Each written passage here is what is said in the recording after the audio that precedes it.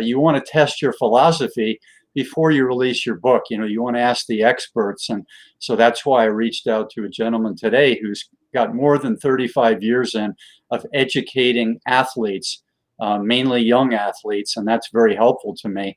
And he also was a junior athlete, a world-class junior athlete himself in gymnastics. So what a pleasure it's going to be for us to hear from Kirk Mango in Naperville, Illinois, which is about 50 miles west of Chicago, and it's in the 60s today, so that's good news in a May that had some cold weather just a few days ago. So Kirk, say hello and tell us what's going on in your life before we go into a bit about your background. Oh, hi, Sifu. Well, I'm just kind of stay at home right now, right? Everybody under those rules, so I'm not doing a lot. Maybe a lot of reading, and I'm into cooking a little bit too. So there's not a lot going on right now. So you're on the quarantine, but you and your wife play some hardcore ping pong, from what I hear. Yeah, it's just something that she did a lot when she was younger, and I played a lot of tennis. In fact, that was actually my second sport. I didn't play like at the collegiate or high school level because I was a gymnast, and that's pretty much all I did. But I did play traveling when I got done with college, and I like that. And table tennis kind of goes along with that. Fantastic. So becoming a true champion for life, tell us what that's about. Well, it actually came about the impetus for that through a conversation I had with a bunch of parents after a competition that my oldest daughter was in soccer. Both my kids were competitive athletes, and she must have been about 11 or 12. And I was sitting around a table with a group of parents regarding what they thought was being done incorrectly that would help the kids become more successful. And what I found really interesting in that conversation was, and I just sat and listened for 20 minutes, because everything that came out of their discussion centered on everything outside the athlete, which was completely opposite of my experience as a competitive athlete at the level I competed at. And, I asked a couple questions, and I remember leaving that conversation and getting in the car and saying to my wife, I should write a book. This is just so opposite of what I learned as an athlete. It's just, if you'll excuse the expression, kind of ass backwards. So that was the motivation. And the idea was to give athletes the information that they need when they're in that experience, not after looking back. So since I was in that position of hindsight, being able to look back at my career and be able to look at my daughter's athletic experiences and what they were going through and all that I had learned. So that was the book was about, to give them information that they can use when they need it instead of after, and give them the opportunity to reach the potential that I see and have seen in many kids throughout my life. So a true champion for life, I was trying to think about that word before our interview today. And I thought for life, you could say there's the game of life. So you've got different games that you're playing in the scholastic world and in the work world, family world. If you look at it as a game, there's all these different pieces, and there's got to be some cohesion. Of course, there's going to be some chaos from time to time, but you let that explode and then you rein it back in. A few years ago, I came up with this idea for everybody trying to get grounded, the East-West philosophy and yoga. And I said, one of the reasons I just came up with is that if you're a bottle rocket and you light the bottle rocket, it presses off the ground. So there was grounding, it presses off the ground, and then it shoots into the air out of the bottle and it explodes. And then it can come back down to the earth and be grounded again. So I think if people aren't doing what you're doing with these ping pong matches with your wife and your daily fitness and letting out the steam on a daily basis, how are you going to get grounded? It's almost like you're forcing yourself to get grounded when you haven't done the explosion and the catharsis yet. Does that make any sense? Yeah, Sifu, I like the analogy you used. Another story I would give you real quick that kind of relates a little bit to that.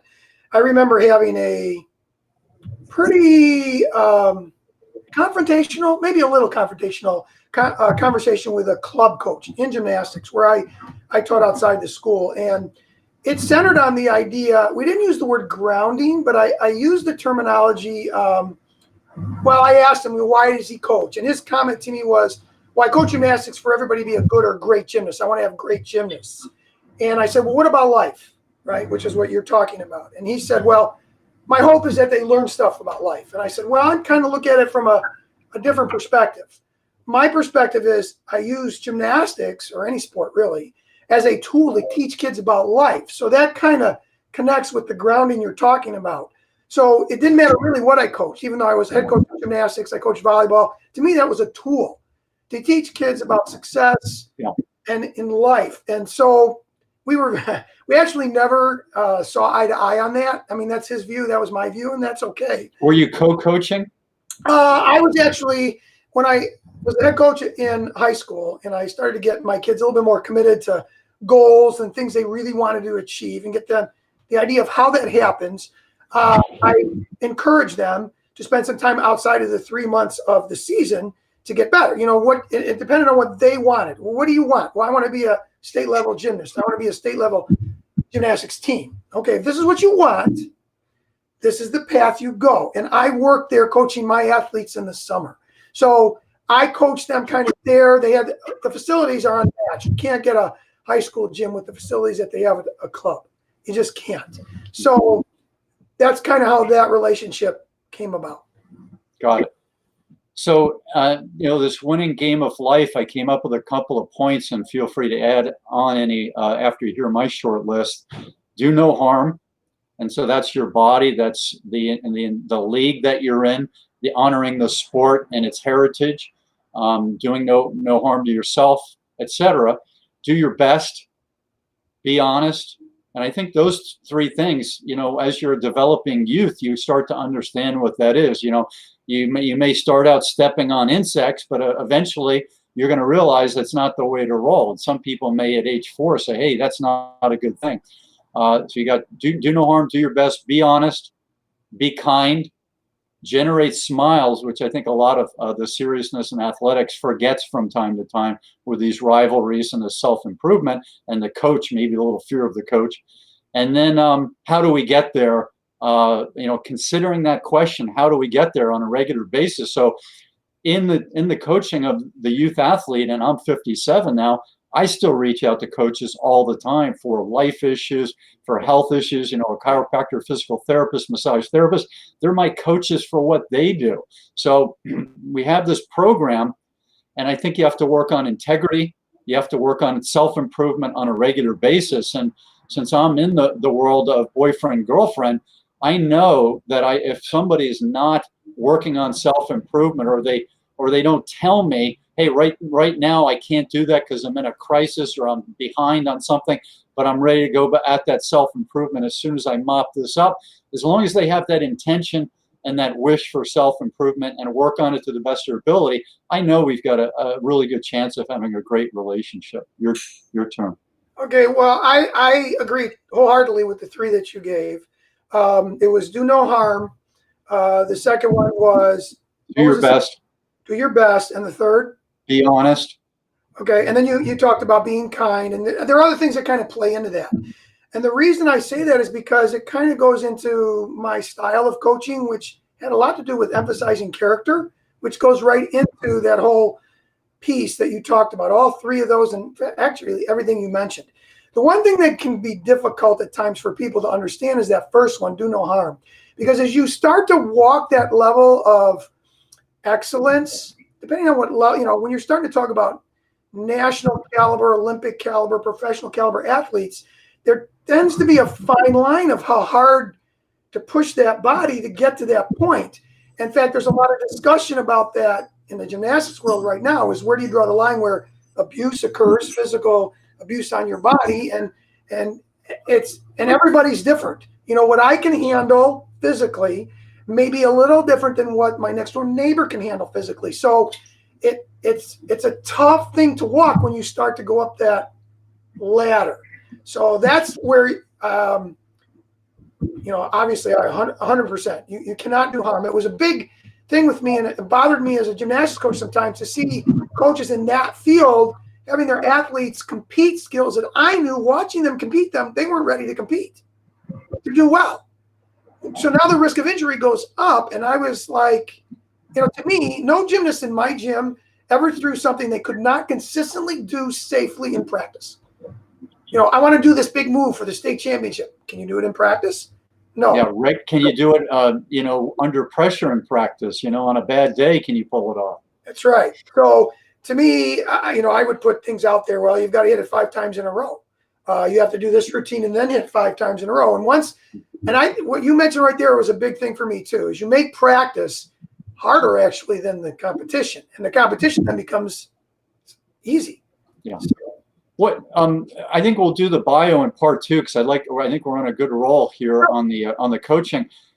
I was talking to someone the other day about the Soviets in the 60s and 70s when I was a youngster, and I'm thinking, okay, you're building an elite athlete, and they're living away from their family in these education camps, and the pressure's on, and there may be performance enhancing substances, what have you, and I'm trying to think of how they were so good at performing under pressure as compared to the Westerners, Americans and the Canadians, what have you. And the only thing I could come up with is that they closed down the emotion more because of their culture. Even if they were living at home, maybe their culture was less expressive, the Soviet and the Russian culture. And then number 2 is they were trained to close that down. So a lot of times if you see their coaches, you don't see the Bella Caroli hugging, smiley, mustachioed guy. You see these more stone-faced, like the female coaches with the makeup galore and the hair and the stern look back in the 70s. It's a completely different look than you might find in like the parents of the coaches in America who are picking up their kids from practice and then going to the mall and having an ice cream. So it's this fun, expressive type of thing. And maybe you can share your point of view on why you think those Soviet athletes were so good in performance competitions. Well, I think you hit on one thing, and that was the culture is different, Sifu. It's just a different culture. It's like comparing us to Japan. You know, Japan is a very disciplined culture. East Bloc was very different. And I'll add something to that. I think there was a lot of fear involved. You know, and some of that was brought, you know, Caroli brought some of that. There's arguments and discussions in the gymnastics world right now with regard to that. And the scandal with Nasser, I'm not sure you're familiar with. Yeah, the doctor, yeah. All of that. So the problem is that will work. See, that's where I come from. It's not that it won't work. It works. How do I know that? Look at the decades that the East Bloc countries did dominating. So it works. My question is there a better way? Yeah. And so that's where I come from. Because I would prefer, as a coach, as a person, and as a parent, for my athletes, for my kids to be intrinsically motivated. So I want to put in those kind of efforts like they did because I want to do that, not because you're making me do that. Both systems work. I think one is more beneficial for the individual, the one that it comes from inside. And that was my experience as an athlete. It came from inside. So from the sense that's one of the reasons why they're so good, because fear does work. I mean, you can be made to do something and you can do it repeatedly to a point where you slowly climb that ladder of excellence. My point would be, and I believe there's a better way. Yeah, I for years talked about how my father's generation, and probably my grandfather's too, fighting it out on the East Coast. Chicago area would have been no different. The meatpacking plants and, you know, 15 different nationalities fighting it out for jobs, many of them illiterate. And they often stuffed emotions.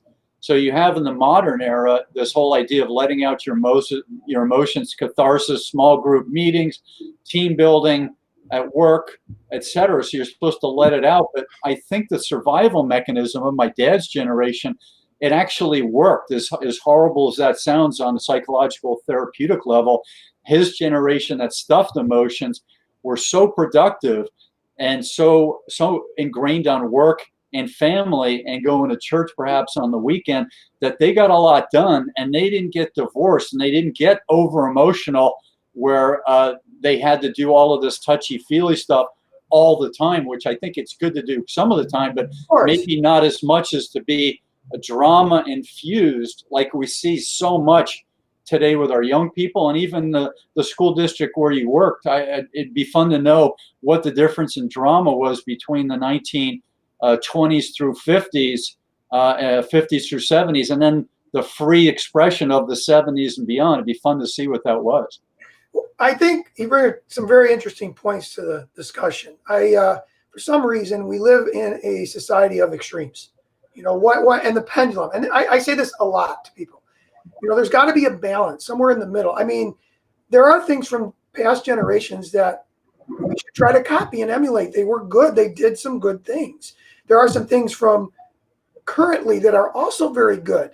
I am upset a little bit of the extremes that I see on both ends. It's either this way or that way. Well, no, there's got to be a balance in there. So I think that speaks a little bit to what it is you're talking about, Sifu.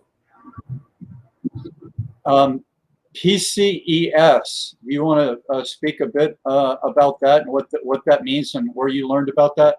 Well, for me, now again, I'm retired, so I stopped teaching in 2013. I actually stopped coaching as a head coach in '92 and assistants in volleyball like the late '90s. So PCES, that's Personal Code of Ethical Standards.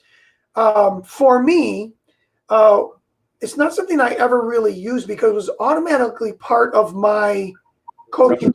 Yeah, I mean, when I emphasized character a lot when I coached. Character was a big deal to me. So that comes with integrity. It comes from having high expectations of behavior, whether it's coming to practice on time, the amount of repetitions you do, the expectation of how those reps have to be done, many, many different areas. Holding kids accountable. What other things are involved there? Oh, setting a good example. I mean, I was a firm believer that if I'm going to expect my kids to do these things, I'm going to do it twice as good or work twice as hard, so they can always say, "Well, he's doing that. We need to follow that along." So, setting a good example, and then looking at kids not just for what they are in the gym. That goes back to that thing I mentioned about that conversation with that other club coach. That they're more than just robots in a gym. So that was my whole idea of that. I'm teaching gymnastics and excellence in that, how far you can go. But the main objective is to teach you about life. So the PCES, which came more into existence, I'm going to guess somewhere in the early 2000s, as far as a acronym and a term. In high schools, I have never known a high school to not have an athletic code. Are you familiar with the term athletic codes? Tell me what you mean, athletic coach. Codes, athletic codes. Oh, yes. Okay, so every athlete in my high school, and every high school I've ever known, has to go, well, they're supposed to bring it to their parents, and they have to sign it every year. Some schools do it a year, and it's good for the 4 years.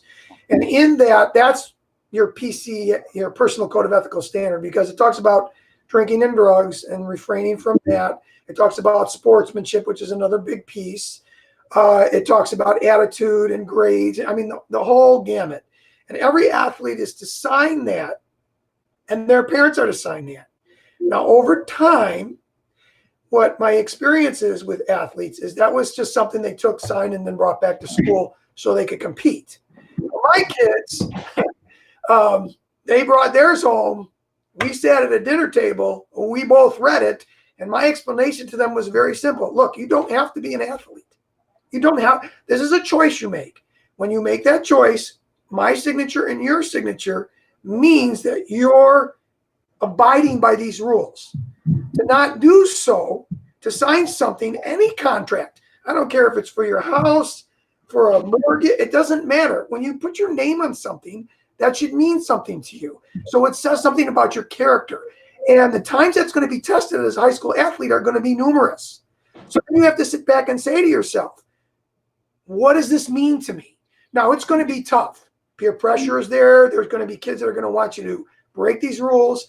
I can guarantee you, as I did with them, and I spoke about this with my athletes as well, that if you follow these rules, what it builds on the inside is a type of strength and grit that a lot of people don't experience. So the benefits are unseen, but they're there inside of you, which help in aspects of life.